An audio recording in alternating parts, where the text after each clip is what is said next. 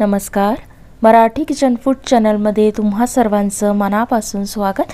तर आज आपण अतिशय कुरकुरीत, अजिबात तेलकट न होणारी, संपेपर्यंत कुरकुरीत राहणारी बिन भाजणीची चकली कशी बनवायची याची रेसिपी बघणार आहोत।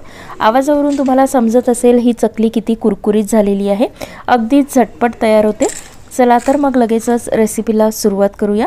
तर चकली बनवण्यासाठी सगळ्यात पहिले इथे मी 1 कप डाळ्या घेतलेल्या आहे, जे आपण चिवड्यासाठी वापरतो तेच हे आहे। त्यासोबतच 1 कप इथे मी पातळ पोहे घेतलेले आहे। तुमच्याकडे जाड असेल तर तुम्ही जाड पोहेच वापरा, माझ्याकडे नव्हते म्हणून मी इथे पातळ पोहे वापरलेले आहे। आता या दोन्हीची आपल्याला मिक्सरवरती बारीक पावडर करून घ्यायची आहे आणि ती चाळून घ्यायची आहे। तर सगळ्यात पहिले इथे मी डाळ्याची पावडर करून घेतलेली आहे आणि ती आता चाळून घ्यायची आहे। डाळ्या कितीही आपण बारीक याची पावडर केली तरी सुद्धा छोटे छोटे कण यामध्ये राहतात, त्यामुळे इथे चाळणे गरजेचे आहे। तर तुम्ही इथे बघू शकता चाळणीवरती अगदी बारीक याचे कण राहिलेले आहे, हे आपल्याला फेकून द्यायचे आहे। आता त्याच चाळणीमध्ये इथे मी जे पोहे आपण घेतले होते त्याची सुद्धा पावडर करून घेतलेली आहे आणि ही पावडर सुद्धा इथे आपल्याला चाळून घ्यायची आहे। तर बघा इथे डाळ्याची पावडर चाळून झालेली आहे आणि पोह्यांची पावडर सुद्धा चाळून झालेली आहे। आता आपल्याला 3 कप इथे तांदळाचं पीठ घ्यायचं आहे।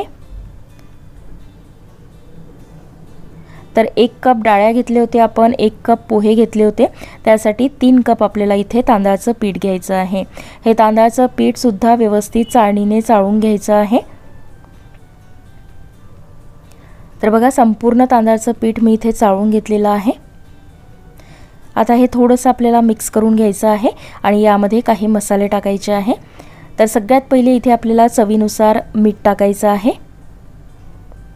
त्यानंतर यामध्ये मिरची पावडर टाकायची आहे। तर 2 चमचे इथे मी मिरची पावडर टाकलेली आहे। ही मिरची पावडर थोडीशी तिखटच आहे, त्यामुळे मी याचा कमी वापर केलेला आहे। तुम्ही तुमच्या आवडीनुसार तिखटाचा वापर करू शकता। 1 मोठा चमचा इथे मी ओवा टाकून घेतलेला आहे। 2 मोठे चमचे यामध्ये तीळ टाकून घेतलेले आहे। 1 चमचा इथे मी जिरे टाकून घेतलेले आहे, त्यासोबतच अर्धा चमचा हिंग टाकून घ्यायचा आहे। आणि आता आपल्याला इथे तेलाचं मोहन टाकायचं आहे। तर ज्या कपाने आपण तांदळाचं पीठ आणि बाकी सगळं साहित्य मोजून घेतलं होतं त्याच कपाने पाव कप इथे आपल्याला तेल घ्यायचं आहे। तेल आपल्याला कडकडीत गरम करून घ्यायचं आहे। तेल गरम होते आहे तोपर्यंत हे पिठामध्ये मसाले आपल्याला थोडेसे मिक्स करून घ्यायचे आहे। बघा तेल छान कडकडीत गरम करून घ्यायचं आहे आणि हे तेलाचं मोहन आता आपल्याला या पिठावरती टाकून घ्यायचं आहे। आता हे तेल भरपूर गरम आहे, त्यामुळे सुरुवातीला चमच्याच्या साहाय्याने हे मिक्स करून घ्यायचं आहे आणि थोडंसं हे थंड झालं की त्यानंतर हाताने व्यवस्थित याला मिक्स करून घ्यायचं आहे। तर हे जे तेलाचं मोहन आहे हे व्यवस्थित दोन्ही हातांनी चोळून आपल्याला पिठामध्ये मिक्स करून घ्यायचं आहे। हे तेल पिठामध्ये व्यवस्थित मिक्स झालं की चकली जी आहे ती छान कुरकुरीत होते। तर बघा तेलाचं मोहन पिठामध्ये व्यवस्थित मिक्स झालेलं आहे। पिठाची अशा प्रकारे मूठ वळल्या जात आहे, म्हणजे पिठाला तेलाचं जे मोहन आहे ते अगदी व्यवस्थित झालेलं आहे असं समजायचं। आता आपल्याला इथे कडकडीत गरम पाण्याचा वापर करायचा आहे। तर इथे मी पाणी जे आहे ते अगदी कडकडीत गरम करून घेतलेलं आहे।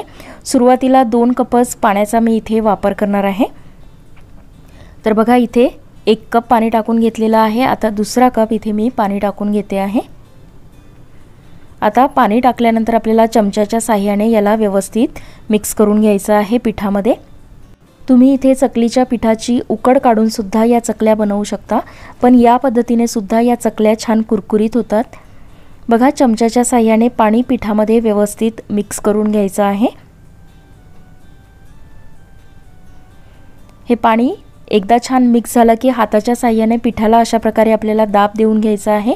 हे पीठ आता भरपूर गरम आहे, यावरती झाकण ठेवून 5 मिनिटं हे पीठ आपल्याला मुरत ठेवायचं आहे। फक्त 5च मिनिटं याला झाकून ठेवायचं आहे। बघा इथे 5 मिनिटं झालेले आहे। पीठ जे आहे ते छान फुलून येतं अशा पद्धतीने केलं तर। 5 मिनिटानंतर हे पीठ जे आहे हे गरमच आहे, खूप जास्त वेळ याला झाकून ठेवायचं नाहीये।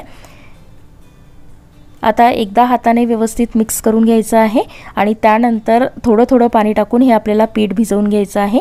जे पाणी आपण गरम केलं होतं ते सुद्धा थोडं कोमट आलेलं आहे, त्याच पाण्याने कोमट पाण्याने आता आपल्याला हे पीठ जे आहे हे भिजवून घ्यायचं आहे। तर पाण्याचं प्रमाण इथे कमी जास्त लागू शकतं। सुरुवातीला मी 2 कप कडकडीत गरम पाण्याचा वापर केला होता। आता 1 कप पाणी टाकून घेतलेला आहे, म्हणजे 3 कप पाणी झालेलं आहे। तर आता पीठ जे आहे ते भिजवून झालेलं आहे। इथे 3.5 कप पाणी मला लागलेलं आहे पीठ भिजवण्यासाठी टोटल। पीठ जे आहे एकदम सैलसरही भिजवायचं नाही किंवा एकदम कडक सुद्धा भिजवायचं नाहीये। बघा अशा पद्धतीचं पीठ इथे मी भिजवून घेतलेलं आहे। आता यातला थोडंसं पीठ घेऊन आपल्याला ते मळून घ्यायचं आहे आणि साच्यामध्ये भरून घ्यायचं आहे। साच्यामध्ये पीठ भरत असताना ते मळूनच घ्यायचं आहे, थोडासा पाण्याचा हात लावून आणि नंतर साच्यामध्ये भरायचं आहे। बघा पीठ मी साच्यामध्ये भरून घेतलेलं आहे, त्यामध्ये चकलीची प्लेट सुद्धा टाकून घेतली होती। आता साच्याचं झाकण आपल्याला लावून घ्यायचं आहे। बाजूला तेल सुद्धा मी गरम करायला ठेवलेलं आहे। आता लगेचच आपण चकली बनवून घेऊया। तर इथे जर तुम्हाला गोल चकली बनवण्याचा कंटाळा येत असेल तर अशा पद्धतीची चकली तुम्ही बनवू शकता। आता जे उरलेलं पीठ आहे त्यावरती झाकण ठेवून घ्यायचं आहे, म्हणजे पीठ जे आहे ते कोरडं पडणार नाही। आता आपण चकली जी आहे ती तळून घेऊया। चकली तेलामध्ये टाकताना तेल बऱ्यापैकी गरमच ठेवायचं आहे आणि गॅस सुद्धा मोठाच ठेवायचा आहे। चकली टाकल्यानंतर गॅस आपल्याला मीडियम करायचा आहे। बघा अशा पद्धतीने तेलामध्ये मी चकली टाकून घेते आहे। तुम्ही छोट्या छोट्या गोल चकल्या बनवून त्या सुद्धा तेलामध्ये तळू शकता, पण कमी मेहनतीमध्ये या चकल्या अशा पद्धतीने केल्या की लवकर सुद्धा होतात। आता तेलावरचे बुडबुडे थोडेसे कमी झाले आणि चकली झारायला थोडीशी कडक वाटली की आपल्याला पलटवून घ्यायची आहे आणि दोन्ही बाजूनी छान लालसर रंग येईपर्यंत या चकल्या आपल्याला तळून घ्यायच्या आहे। चकल्या तळत असताना गॅस मीडियमच ठेवायचा। खूप जास्त कमी जर गॅस ठेवला तर चकल्या तेलकट होतात आणि खूप जास्त हाय फ्लेमवर जर चकल्या आपण तळल्या तर वरून त्या लाल होतील आणि आतून कच्च्याच राहतील।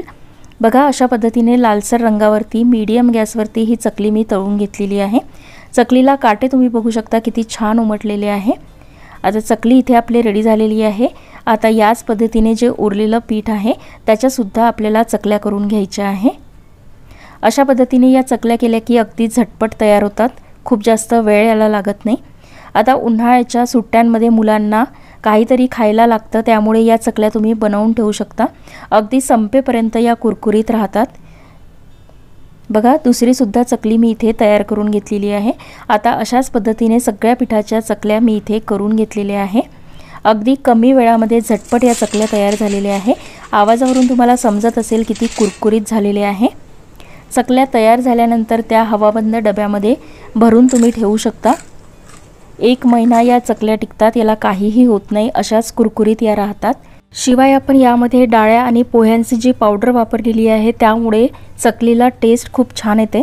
एकदा नक्की तुम्ही ट्राय करून बघा।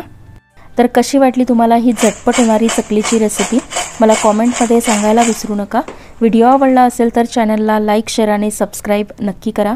मी भेटते तुम्हाला अशाच एका नवीन व्हिडिओ बरोबर। तोपर्यंत धन्यवाद।